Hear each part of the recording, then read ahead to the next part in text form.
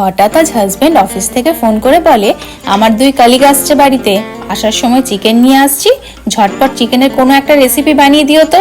অগত্যা হাতে সময় কম দেখে ঝটপট বানিয়ে ফেললাম স্মোকি চিকেন। কি যে অসাধারণ হয়েছিল খেতে, কি বলবো। আজ সেই রেসিপিটাই তোমাদের সাথে শেয়ার করছি। নমস্কার, হেসেল ডায়েরিজে তোমাদের সবাইকে স্বাগত। নতুন নতুন ঘরোয়া রান্নার রেসিপি পেতে আমার এই চ্যানেলটিকে অবশ্যই সাবস্ক্রাইব করে রেখো। প্রথমেই চিকেনটাকে ধুয়ে নুন, হলুদ ও সর্ষের তেল দিয়ে ভালো করে মাখিয়ে ম্যারিনেট হতে দিলাম। এখানে আমি 1 কেজি মতো চিকেন নিয়েছি। এইদিকে একটা রুটি সেঁকা জালির ওপর 3টে টমেটো ঘুরিয়ে ফিরিয়ে আগুনে পুড়িয়ে নিয়েছি।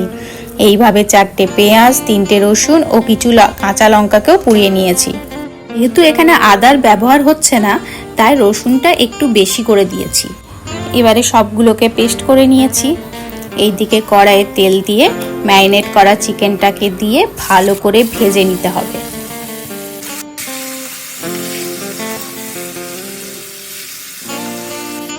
চিকেনটা ভালো করে ভাজা হয়ে গেলে দিয়ে দিলাম পরিমাণ মতো নুন, পেস্ট করে রাখা পোড়া রসুন, লঙ্কা বাটা, পেঁয়াজ বাটা ও টমেটো বাটা দিয়ে ভালো করে সবটাকে মিক্স করে 10 মিনিটের জন্য ঢাকা দিয়ে কষতে দিয়ে দিলাম।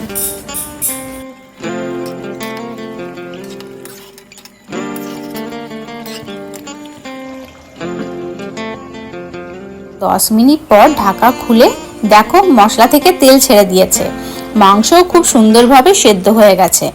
এবার ওপর থেকে স্বাদ মতো চিনি ও 4টে চেরা কাঁচা লঙ্কা দিয়ে 1 চামচ ঘি দিয়ে নামিয়ে নিলাম। তোমরা অবশ্যই বানিও এবং কমেন্টে জানিও কিন্তু কেমন হয়েছে। টাটা।